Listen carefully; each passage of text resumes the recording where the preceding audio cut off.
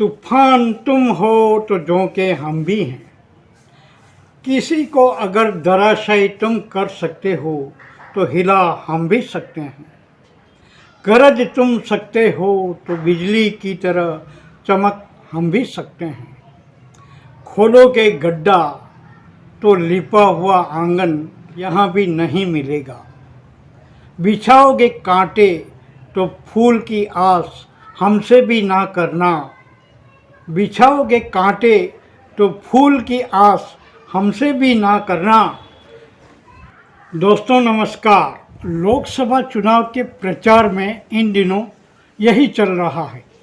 एक नेता का बयान जारी होते ही उसकी काट के तौर पर दूसरा नेता बयान दे रहा है, या इसे यूँ कहें कि वर्ड टू वर्ड ईंट का जवाब पत्थर से दिया जा रहा है।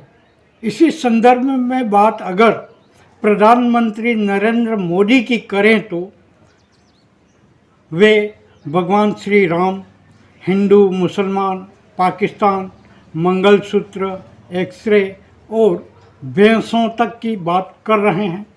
और तो और विपक्षी नेताओं पर व्यक्तिगत बयान में अगर उनको 100 में से 110 नंबर दे दिए जाए तो भी कोई बड़ी बात नहीं होगी। यह अलग बात है कि मोदी अपने भाषणों से कितने वोट अपने पक्ष में कर पा रहे हैं, यह अगली 4 जून को सुबह 10 बजे तक साफ हो जाएगा। अब तक माना जा रहा था कि मोदी के बयानों और विपक्ष पर आरोप का जवाब देने के लिए विपक्ष के पास कोई नेता नहीं है। हमें लगता है अमेठी और रायबरेली से चुनाव नहीं लड़कर प्रियंका गांधी अब इसी काम में लग गई है। इसीलिए सबसे पहले प्रधानमंत्री नरेंद्र मोदी द्वारा कर्नाटक में दिए गए उस भाषण का कुछ अंश सुनना जरूरी है, जिसमें उन्होंने राहुल गांधी को शहजादा कहा था। भाजपा सरकार ने देश और समाज विरोधी पीएफआई को बंद किया है, उससे बड़े बड़े खैरखा जेलों में सड़ रहे हैं। भाइयों, शाहजादे के मुंह पर ताला लग जाता है, बोलती बंद हो जाती है। नरेंद्र मोदी द्वारा राहुल गांधी को शहजादा कहने के बाद इसका पलटवार प्रियंका गांधी ने किया, वह भी मोदी के ही गढ़ गुजरात में जाकर। सुनिए गुजरात के साबरकांठा में उनके दिए भाषण का अंश, जिसमें उन्होंने प्रधानमंत्री को ही खरी खरी सुनारी और मोदी को शहंशाह कहा था। लाखों किसान 4 किलोमीटर दूर उनके घर से बैठते हैं, आंदोलन करते हैं, महीनों के लिए उनकी बिजली काटी जाती है, पानी काटा जाता है, 600 शहीद होते हैं किसान, लेकिन वो 4 किलोमीटर दूर चल के हमारे प्रधानमंत्री उनसे मिलने के लिए नहीं आते हैं। वो मेरे भाई को शहजादा बोलते हैं। मैं उनको बताना चाहती हूं, ये शहजादे 4000 किलोमीटर पैदल चले हैं, कन्याकुमारी से कश्मीर तक आपकी समस्याओं को सुनने के लिए चले हैं। और एक तरफ आपके शहंशाह नरेंद्र मोदी जी महलों में रहते हैं। आपने कभी टीवी पे उनका चेहरा देखा है? एकदम साफ सुथरा सफेद कुर्ता, एक दाग नहीं है धूल का, एक बाल इधर से उधर नहीं हो रहा है। वो कैसे समझ पाएंगे आपकी मजदूरी, आपकी खेती? कैसे समझ पाएंगे? कैसे? फिर बात तो वही हुई ना कि महलों में अगर तुम रहते हो तो सड़क पर आशियाना हमारा भी नहीं है। अब आपको हो सकता है प्रधानमंत्री नरेंद्र मोदी की बात अच्छी लगी हो, या फिर प्रियंका गांधी के पलटवार वाली बात। हमें इससे कोई वास्ता नहीं है। आपकी मर्जी हो उसकी बात को सही मानिए और मर्जी हो इसका समर्थन कीजिए।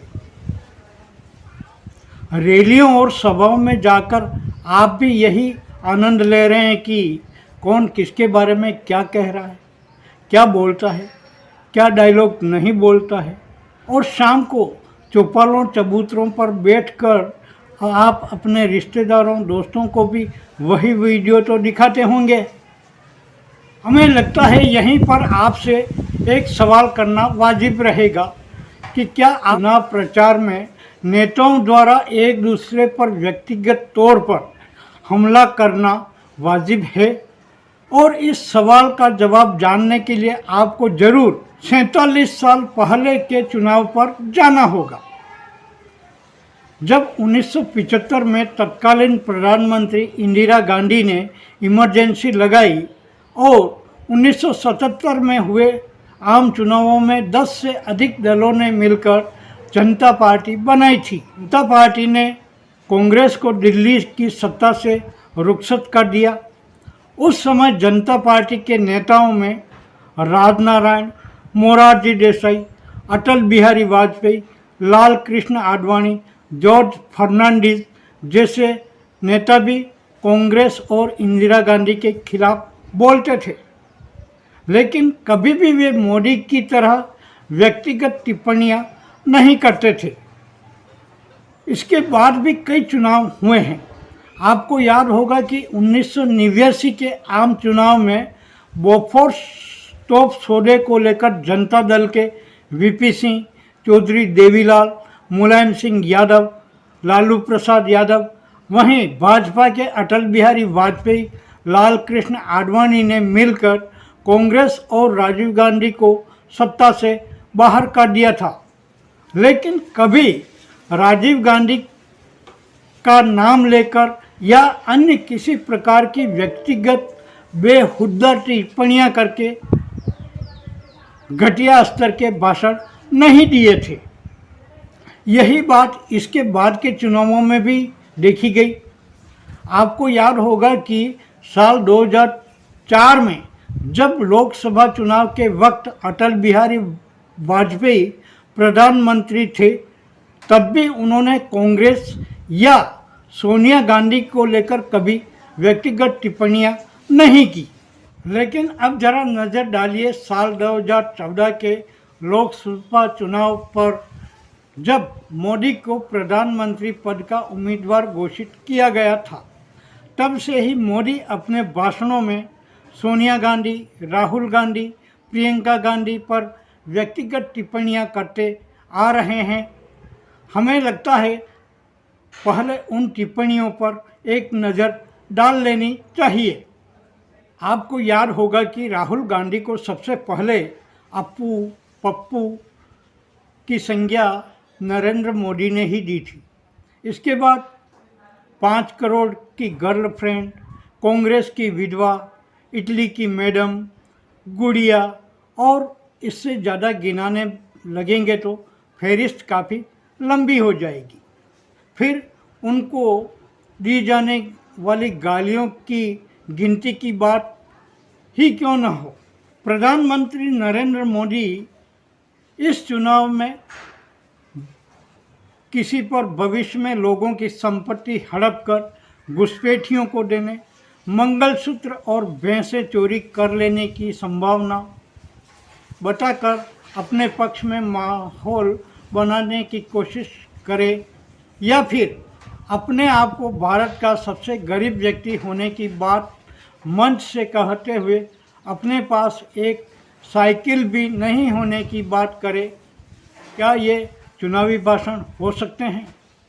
कुल मिलाकर प्रधानमंत्री नरेंद्र मोदी ने खासकर गत जुलाई में विपक्षी दलों का साझा गठबंधन बनने के बाद से अब तक राहुल गांधी, सोनिया गांधी, प्रियंका गांधी और इंडिया गठबंधन को लेकर जिस तरह की भाषा का इस्तेमाल किया है और खुद को सबसे निरीह, गरीब और देश प्रेमी होने की बात कही है, क्या आप इसे दुनिया के सबसे बड़े लोकतांत्रिक देश के प्रधानमंत्री पद की गरिमा वाली भाषा कह सकते हैं? मेरे सवाल पर कई लोग हामी भर ही देंगे, हाँ यही प्रधानमंत्री की भाषा होनी चाहिए, विपक्ष को लपेटने के लिए। अब आप मेरी बात से भले ही इत्तेफाक नहीं रखते हो, लेकिन हमें लगता है इस देश के लिए इससे बड़ी और कोई शर्मनाक बात नहीं कि प्रधानमंत्री विपक्ष या फिर उसके नेताओं के लिए इतनी घटिया स्तर की भाषा बोले, जो शायद किसी गांव में भाजपा समर्थित वार्ड पंच तक के मुंह से नहीं सुनी होगी। उससे भी घटिया भाषा का उपयोग हमारे पीएम मोदी कर रहे हैं, इसमें कोई शक नहीं है। इसीलिए कहना न होगा कि इस चुनाव में नरेंद्र मोदी बीजेपी की नीतियों और उम्मीदवारों के प्रचार करने के बजाय विरोधी दल कांग्रेस और उसके नेताओं के लिए ही ज़्यादा स्टार प्रचारक बने हुए हैं, तो भी कोई अतिशयोक्तिपूर्ण नहीं होना चाहिए। खैर, प्रधानमंत्री जी हैं, इनको कोई कुछ नहीं कह सकता है, इसलिए हम तो बस चुप ही रहेंगे। इस वीडियो में इतना ही। जल्दी ही नए वीडियो के साथ आपसे फिर मुलाकात होगी। नमस्कार।